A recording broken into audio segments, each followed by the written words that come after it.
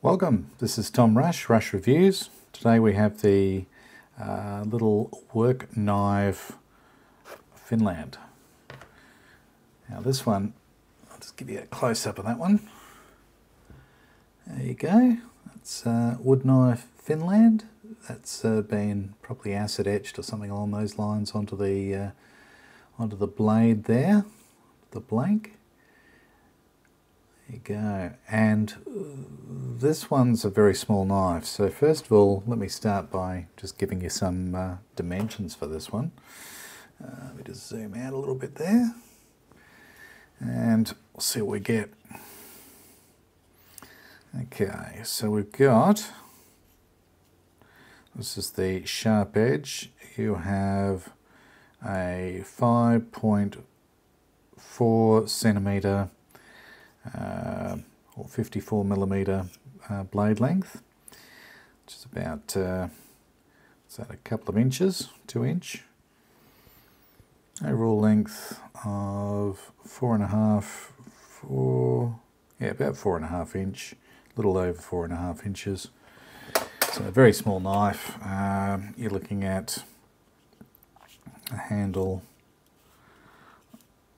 if you want to call it that, of you're looking at about 6 centimetres for the handle there, 6 and a bit centimetres, 620 millimetres. You're looking at a thickness on this one of, blade stock thickness is, what do we got? 0.33 or 3 mil roughly. 3 mil on the, 3.2 mil on the blade stock thickness. So it's actually about 14 years old, this one. So quite old. And as you can see, after all those years in drawers being used from time to time, it's it's been sharpened up many times. It's been worn as a neck knife. It's been worn as a just thrown in the pocket with its sheath, and very high carbon steel. Very carbon steel on that one. I'll show you the sheath. That's it there. And it's just leather sandwiched over, folded over, and the blade slides in like so. Okay, like that. And I have put a couple of hole punches through the sheath there, which allows it to be worn as a it could be worn as a neck knife. I think I did that for about a week while I was all excited. So after a while it does become a bit of a pain, because this has a habit, each time you drop it in, pull it out, and drop it in and pull it out, it actually broke away the stitching down here, or cut it away, probably more the point. We may never know, but it sufficed with a couple of staples in it, which has chipped the blade slightly, but yeah, you don't really notice it too much. I don't like that, of course, but hey, what do you do? See if I can show you that. Yeah, I'm pretty sure, may not show up here, but there's a slight chip, a dark spot on the near the tip of the blade there. So yeah, not the greatest, but as I say, it comes with the territory. So what do I think of it? Well, it's a pretty little thing. Now some might think pretty ugly, but I think it's pretty traditional and pretty exciting to have such a tiny knife representing the Puukko Finland designs. Puukko just means knife in Finnish, so nothing special in the meaning of that other than knife. But the you can see here it's got a sisal wrapping around the the handle here, or tang. So that has held up very nicely considering how long I've had this. So it's not bad at all. It hasn't been abused at all, this knife, but I have tried it on fire steel or flint, and no. Apparently they do what is referred to as a progressive heat treating on the edge of the blade. So the blade itself is 61, 62 Rockwell hardness, as for the, so they say, but as for the actual rest of the tang, the back of the blade, all seems to be very soft. So you try to hit it with a fire steel and nothing happens, or you can get a little bit of sparking, but not a great deal. So ultimately it's fairly soft, except for the heat treated blade area, which is definitely sharp, and it's a lot sharper if it's straight from the factory, and you can sharpen it up quite readily. The grind on that, to be honest, it's pretty well a flat grind with a secondary bevel, and it's really coming right down. It's got a small micro bevel there, but it's in that traditional Finnish style or Nordic style that you can see it used to be very pretty when I first had it. She looked quite nice, but it has gotten some surface rust over the years, and from the repeated sharpenings, it has it's looking a little bit worse for wear. But I really like the Woodland Finland there. There you go, it's a bit better. And yeah, it's appears to have been a one for putting the handle on, where this would be straightened out and go through the wood. The handle would be here, and you'd have the small blade. However, they've just bent it over and hammered it over or something, and what you see there is their attempt at giving you a handle, which it's all right. It's dangerous, yes.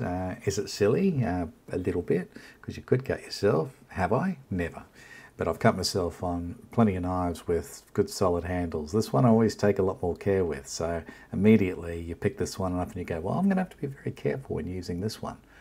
I do not want it slicing a finger off, and as small as it is, it certainly could do that. I'll get you some weight on this. Wait for that to load up, and we've got 35 grams, and then you've got with the sheath, what is the sheath? It's about 14, and then you've got,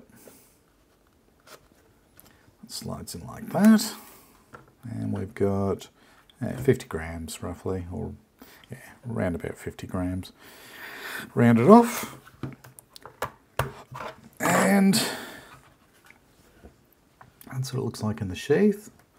Stays in there pretty well. Okay, I wouldn't want to flick it, but yeah, it's quite low profile. The sheath. There you go. Would have been nice if they'd burnished the edges there, just to make it a little bit cleaner, but still very nice. I'll just see if I've got any other details here for you. So yes, it's hand forged, as you can probably tell. Form fitted leather sheath, as I said, 62, 63 on the Rockwell hardness scale. 1.2 ounce for the Imperial, and 1.5 ounce with the sheath. So this is all wrapped, which of course is from the agave Cislana plant. And you're looking at the diamond shapes on the sheath. I had a look to see if they had any meaning, and They do. They actually mean good luck, supposedly, in Finland. I'm sure that somebody might want to chime in on the comments and confirm that or negate, but that's what I could find out. And this one is referred to as the H for Harry, M for Mary 10, which is manufactured by a company called Kellam Knives Worldwide Incorporated.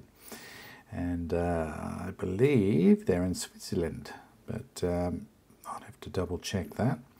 So the price on this one, you're looking at between $40 and $65 US. And over here, you're looking at one place has them, and it's $108, so not a lot of choice. However, I bought this out of the US directly, and it cost me around the $40 to $45 mark for this. That was US dollars, which converted to roughly the same in Australian at the time. So there you have it. It's very nice, and I'll just try cutting a bit of paracord for you. And it's just the normal 4mm 550. So yeah, effortless. I'll do again, just let you see. That's no effort whatsoever, just pop straight through. So yeah, that's just a quick touch up on the with about 20 strops on the leather, and it brought it back to life. Cut paper, let's have a look. Yes, I did try earlier. So yeah, appears to do a good job.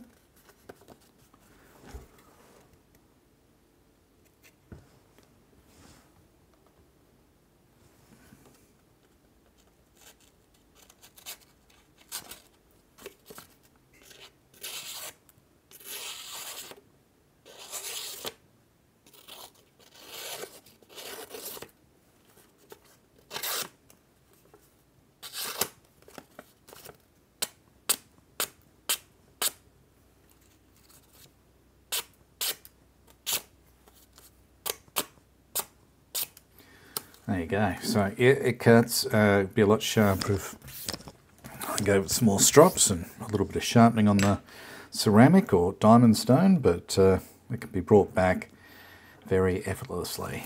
So it's a good little working knife. That the only other thing that I would tell you about this one is that you can hook over there. Just get rid of this. Over that, you can hook over that folded tang a bit of paracord, something like this, just one I pinched off another knife, but put that over there, and then you've got the ability to, you know, basically give yourself some real grip, and yeah, it works really nicely. So yeah, look, it's a great knife. The only downside is of this one is it's not a lot of handle. You do have to do something like this if you want to have it shored up in your hand, not slip forward onto the blade, although it's not a guarantee either. You can just hook a bit of paracord through after punching a couple of holes in it, and that's quite secure. I do need to restitch the bottom of the case there, or the sheath, to stop it from chipping the blade, but all come in time, maybe another 14 years, and yeah. So yeah, look, I definitely think this is a use-it knife, and I'm not joking. I believe that this, for it as around the neck, or maybe dangling off the pocket or whatnot, is certainly one that can be used. I wouldn't put it in my pocket personally, because when you sit down and your legs go back and that rams into there, it might just cut you. So cut your jeans and or pants, and yeah, it might stab you or slice you. So I'm pretty sure you wouldn't want that. I know I wouldn't.